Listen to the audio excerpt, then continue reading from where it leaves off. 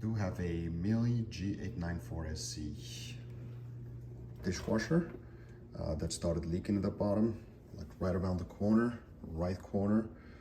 I had changed already the side seal, and I think there's a couple of very good videos on YouTube that helped me with the process. Unfortunately, it didn't fix the issue. So next step is the bottom seal. And the bottom seal, I ordered it from Miele. I think the ID for that item is 5289391. In this box,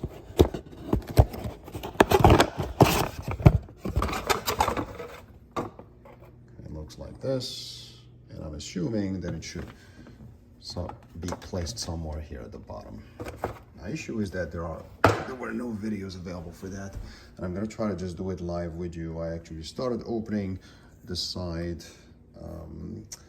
screws for the door, thinking that I might need to take the door off, take the hinges off, and give myself some space to be able to access the inside here to remove them.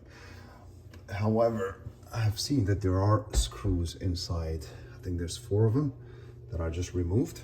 So if life is fair, then I should be able to just remove this thing. Yes, just pull in the old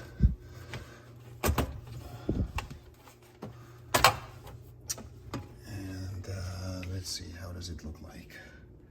Okay, so there are 4 screws, 4 holes. I'm gonna need to put the holes, align them with the screws, and probably just, oh, what is this? Okay, I'm gonna need to first do a round of cleanup and figure out where this piece lines up, but it might be a lot easier than I thought initially, where what I would need to do is maybe just line this up properly and just put the 4 screws back in, and job done. No need to take the door off. Now the inside is all clean, and what I will do with the outside, so there's the old and new.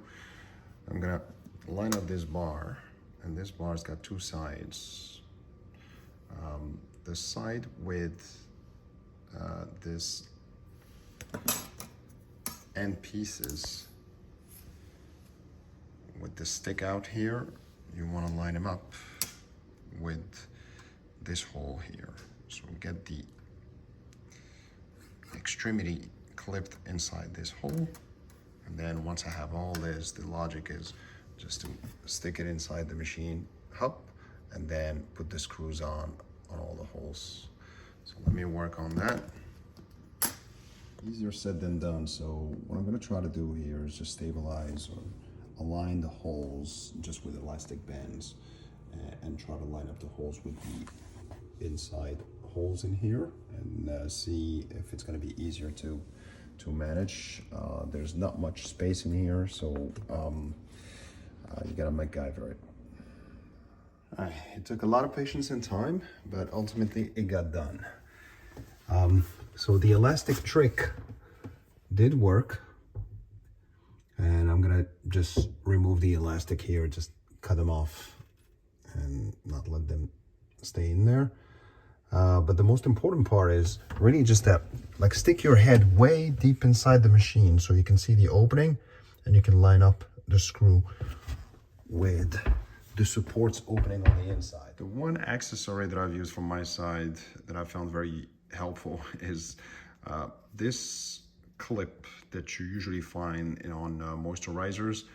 So I used one of these clips to basically line up the hole inside and stick this one here and push this side so I could line up the holes and then put on the screw and tighten it.